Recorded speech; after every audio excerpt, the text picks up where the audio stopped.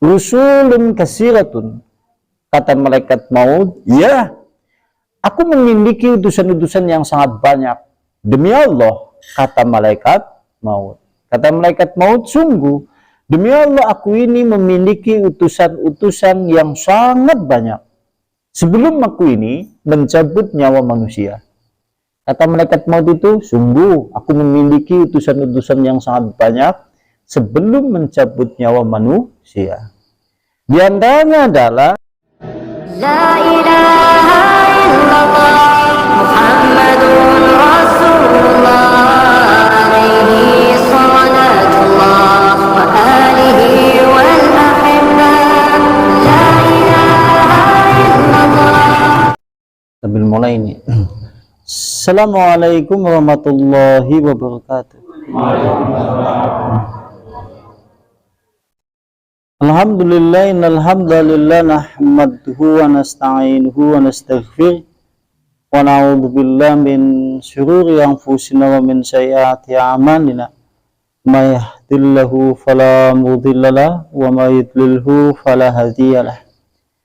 Asyhadu an la ilaha illallah biwahdaniyya wa asyhadu anna Muhammadan abduhu wa rasuluh la nabiyya wa rasulla ba'da.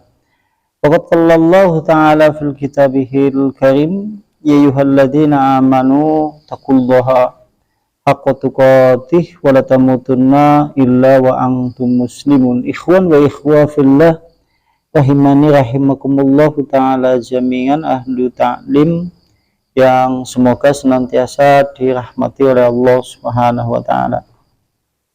Tentunya kita memuji kepada Allah Subhanahu wa ta'ala karena hakikat semua bentuk segala puja dan pujian milik Allah, untuk Allah, dan karena Allah Subhanahu wa ta'ala. Salam dan juga salawat tetap tercurah kepada uswah sekaligus juga qudwah, yaitu Rasulullah sallallahu alaihi wasallam. Dan kita semuanya berharap kepada Allah, semoga Allah memberikan keistiqomahan untuk mengikuti risalah tauhid, yaitu risalah Islam di atas titian jalan yang lurus sampai kita semuanya nanti berpulang kembali kepada Allah Subhanahu wa ta'ala. Allahumma amin. Ikhwan wa ikhwa fillah rahimani rahimakumullah ta'ala jami'an, sampai di bab itu maja'a firusudi malakil mauti qoblal wafati, sampai di bab itu. Farusin sih mana orang mangkat ya? Oh, nggak kelihatan ya. Oh. Itu bab yang menjelaskan tentang itu utusan-utusan malaikat maut. Ya, kalau fikir. Utusan-utusan malaikat maut sebelum menjemput atau mencabut nyawa manusia di bab itu. Jadi bab yang menjelaskan tentang utusan-utusan malaikat maut sebelum menjemput yaitu wafatnya manusia. Warada fil khabari, telah disebutkan di dalam khabar, di dalam kitab ini, disebutkan di dalam khabar di kitab ini yang ditulis oleh Imam Al-Qurtubi. Ana ba'dul anbiya'i alaihimussalam, sesungguhnya sebagian nabi-nabi, mudah-mudahan Allah Subhanahu wa ta'ala senantiasa memberikan salam dan selawat kepada mereka. Qala, berkata nabi-nabi itu, lil malakil mauti, kepada malaikat maut. Kalau menurut kitab ini, suatu kali nabi-nabi itu berkata kepada malaikat maut menurut kitab ini. Di dalam berkatanya itu, berkata yaitu nabi-nabi itu, amalaka rusulun taqaddimuhu baina yadayka liyakuna an-nas ala hadirin minka. Kata kemudian nabi-nabi itu, wahai malaikat maut, apakah engkau memiliki utusan-utusan atau memiliki delegasi-delegasi sebelum engkau datang di hadapan manusia untuk mencabut nyawanya? Apakah engkau memiliki utusan-utusan, tanda-tanda sebelum kemudian engkau mencabut nyawa manusia? Tujuannya adalah agar manusia itu bersiap-siap terkait permasalahan yaitu mawas diri, terhadap kepulangannya menuju kepada Allah Subhanahu wa Ta'ala. Disebutkan demikian. Nabi itu bertanya kepada malaikat maut, ya malaikat maut, apakah ada di sisimu utusan-utusan yang kau utus sebelum kau mencabut manusia? Tujuannya adalah agar manusia itu bisa bersiap-siap dan bisa mawas diri, mempersiapkan kepulangannya menuju kepada Allah.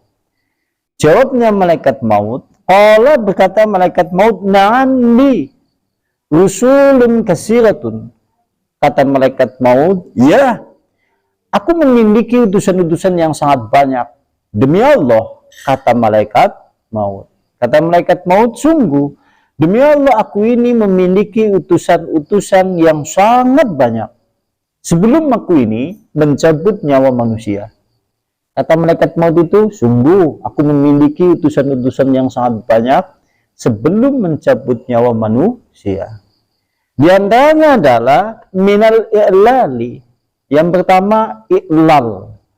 I'lal adalah gangguan-gangguan atau segala apa saja yang memayahkan di dalam hidup.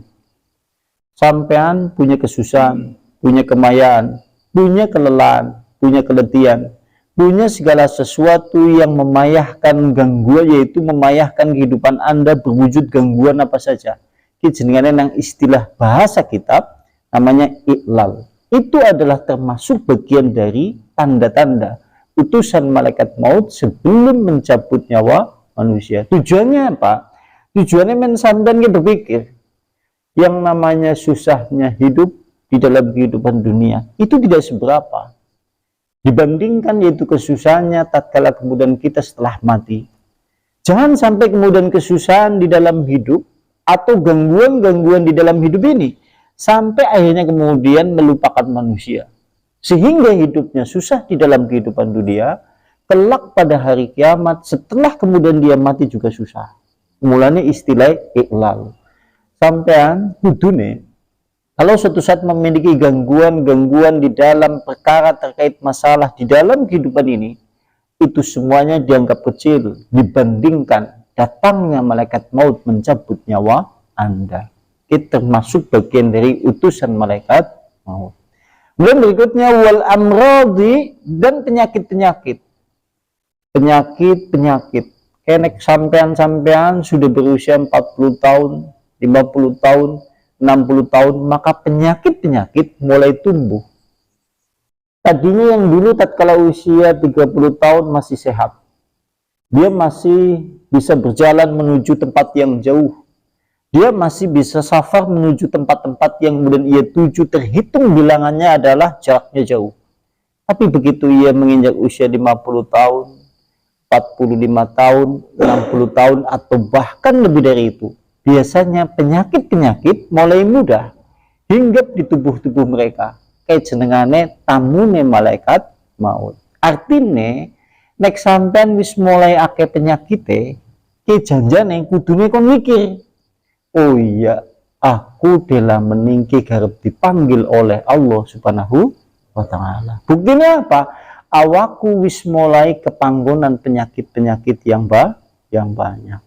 Itu seperti itu. Sekalipun kematian itu adalah rahasia dari Allah, tidak mesti kedatangannya itu harus menimpa kepada orang-orang tua. Terkadang juga menimpa kepada anak-anak kecil atau bahkan yang muda. Maksudnya demikian. Wah, kayak nek panjenengan lagi akeh penyakite, awak wis cepet mulai bengkek, cepet kesel, digawa kemudian ngapa-ngapa ya kesel, kemudian mudah yaitu masuk angin, mudah demam, mudah panas, mudah kemudian kedinginan dan yang lain-lain. Jenengane tanda-tanda delegasi malaikat maut sudah ada di tubuh Anda. Artinya panjenengan kon siap-siap. Artinya kon siap-siap. Gampangane iki kebangetan. Cara kitab ini kebangetan banget sing jenengane menungsa. Kalau tubuhnya sudah banyak penyakitnya di mana-mana, sehingga kemudian hampir-hampir tubuhnya itu sudah melemah, daya upaya juga sudah tidak ada, kekuatan sudah berkurang, tapi kemudian masih lupa saja kepada Allah, kebangetan. Maksudnya itu demikian. Sehingga gue akan apa mboten ya? Wake ya. Oke. Ya, naudzubillah min dzalik, ya, penyakit-penyakit. Kemudian berikutnya, wasyaibi, yaitu uban yang ada di kepala. Sampean kok buka ngaca nang omah, begitu buka rambutnya uan tok. Kayak jenengane tamune malaikat mau. Wah. Uban. Makanya kalau dalam hadis Rasulullah, sekalipun uban ini kalau memiliki hukum dalam pandangan fikih, kena pandangan fikih. Satu, rambut itu tidak boleh dicat warna hitam. Boleh dicat warna apa saja, mau biru, mau merah, mau kuning, mau yang lain-lain, sing penting jangan warna hitam. Karena yaitu ngecat rambut dengan warna hitam dilarang dalam Islam. Kemudian berikutnya, yang namanya uban, sekalipun kemudian disebutkan dalam hadis Rasul, ternyata memiliki sesuatu dalam pandangan fikih. Kalau dalam hadis Rasulullah ngesuk untuk mengenali anda sampean bisa dikenali nang Nabi, kan seperti ini. Kita tidak pernah bertemu dengan Nabi. Sampean pernah ketemu dengan Nabi? Nabi juga tidak pernah kemudian ketemu dengan kita. Dan ngesuk nang dina kiamat, Nabi ngene ngiri sampean ke umatnya Nabi kepriwe. Wong Nabi ora tahu ketemu sampean juga pernah ketemu Nabi. Ngesuk nang padang mahsyar. Cara kemudian Anda ditemukan oleh Rasulullah bagaimana? Di antaranya adalah menurut hadis Rasulullah disebutkan di dalam hadis Muslim. Ma min muslimin, tidaklah seorang muslim yang dimana dia beruban dengan satu uban fil islami, di dalam Islam. Sampean uanen di dalam Islam kalimatnya. Artinya uban ini tidak ada hukumnya bagi orang yang tidak di dalam Islam. Kecuali uban itu kanat lahun nuran, kecuali uban itu nanti kelak akan menjadi cahaya yaumal qiyamati, pada hari kiamat. Ngesu uane jadi bercahaya. Nabi ngene ngeri di antarane, oh ya, umatku kan ubane bercahaya. Kalau dalam hadis yang lain, anggota tubuh wudhu yang biasa untuk berwudhu, untuk sholat, itu bercahaya. Nabi ngene ngeri seperti itu.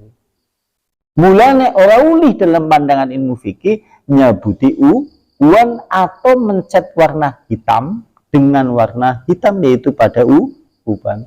Tapi kemudian kalau mencat warna merah, biru, kuning, itu boleh dalam pandangan Islam. Bahkan kalau kita melihat sahabat-sahabat Rasulullah, macam kemudian sahabat Abu Bakar, biasanya dia mencat rambutnya warnanya kuning kemerah-merahan, jenggot dan rambutnya. Kenek Abu Bakar asyiti kuning. Seperti itu. Nah, nanti hukumnya berubah. Hukumnya bisa berubah boleh. Panjenengan ulih engkau mencat warna hitam dalam kondisi perang. Sampai ngesuk satu saat berhadapan dengan pasukan kafir, besar kafir. Berhadapan seperti ini. Pada saat itulah berubah hukumnya. Yaitu uban boleh dicat dengan warna hitam. Tujuannya mungkin diantaranya men wong kafir dulu, ternyata isi nom. Itu seperti itu. Tapi selain itu, maka tidak diperbolehkan dalam pandangan Islam. Di samping ini adalah tanda buat kita semuanya, termasuk bagian dari utusan-utusan malaikat maut. Jadi ning jenengan kudune ngaca, terus ake uane, tafakure mandanemen. Ya Allah, ternyata uban sudah banyak di kepalaku. Dulu perbuatanku banyak perbuatan yang hitam dengan ditandai warna rambutku dulu hitam, pekat. Hari ini kemudian 1 helai, 2 helai, 3 helai, telah banyak pula uban di kepala. Ini menunjukkan pula, ya Allah, aku disuruh olehmu untuk memperbanyak perbuatan-perbuatan yang putih. Tujuannya seperti itu. Tujuannya menjenengan nyawang, oh iya, wis orang musimnya lagi untuk berbuat sesuatu perbuatan yang hitam. Mulane nemen kebangetan banget, nek ana wong tua uane akeh, terus kemudian dia perbuatannya masih hitam. Enggak nek wis uane akeh, namprapatan dalan esi nyipat. Menurut kenjelan gue, ana wong wis uwane akeh bar ngiso jagoan nang geduk si gelem nyipat kepriwe. Sebenarnya kan ya, kalau dia muda mending paling-paling kemudian orang tua tetangganya melihat oh iya dia masih muda, mungkin boleh jadi di kemudian hari dia berubah. Tapi dia orang tua usianya wis 50 tahun, 20 tahun, uangnya sudah banyak di kepala. Kalau suatu saat hendak meminumnya, harusnya malu pula kambi uane. Harusnya malu pula kambi uane. Anak uban itu adalah tamunya malaikat maut. Rata-rata saya kira yang ada di musola ini, masjid ini, wis banyak sing ditumbuhi uban. Ngono sampean ngajak iki dunia kayak berpikir ya Allah, astagfirullah, perbuatan hitamku terlalu banyak. Musimnya nggawe perbuatan sing putih gitu. Tujuannya seperti itu. Dan berikutnya wal humumi dan humum ke sedih yang menjadikan Anda itu susah tidur, selera makan hilang.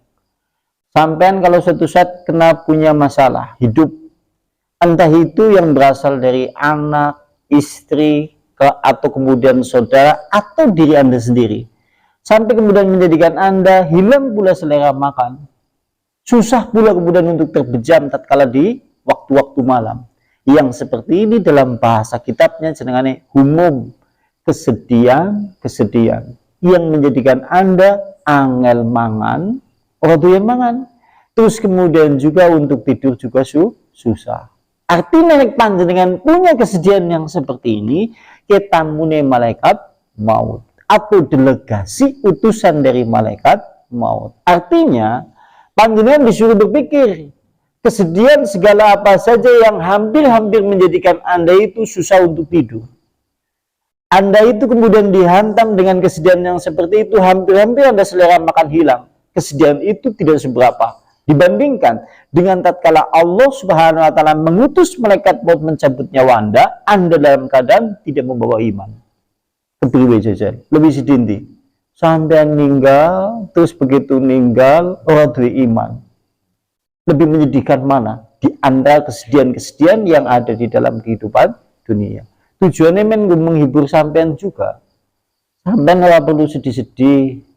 Wong sing jenengane urip nang alam dunia ya panggonane susah, seneng, sedih wis umum. Kalau suatu saat sedih itu sampai-sampai menghilangkan selera makan, susah kemudian untuk terpejam mata itu di waktu-waktu malam. Sampai-sampai kemudian Anda itu kemanapun seakan-akan berpikir terhadap masalah itu. Maka hal itu tidak seberapa kalau dibandingkan Anda, tatkala kelak itu dijemput oleh Allah melalui malaikat maut, dicabut nyawanya dalam keadaan tidak membawa iman. Na'udzubillah min dari tujuannya ki janjane gue. Dewek sering sedih napa mboten? Sering. Bahkan kadang-kadang kesedihannya juga macam yang seperti itu. Lucu-lucu kan gue, masalah di dalam kehidupan. Kalau dalam hadis yang lain dulu pernah disinggung di bab yaitu kafar al-maut, kematian kafaratul muslim. Jadi wong Islam janjane ke beruntung banyak sekali. Senang ya jadi sesuatu pahala. Panjenengan memiliki kesusahan, kesedihan yang sifatnya seperti itu juga menjadi kafarat untuk dosa. Makanya kalau dalam bab sebelumnya tidaklah menimpa orang yang beriman kesusahan, kesedihan, keletihan, penyakit, semuanya itu adalah kafarat untuk dosanya. Sampai Anda berjalan, yaitu kaki Anda kemudian tertusuk oleh duri, itu termasuk kafarat dari dosa. Maksudnya demikian. Jangan kan dari orang beriman kan wisna Allah diwai keluasan, yaitu ampunan sebanyak-banyaknya. Maksudnya demikian.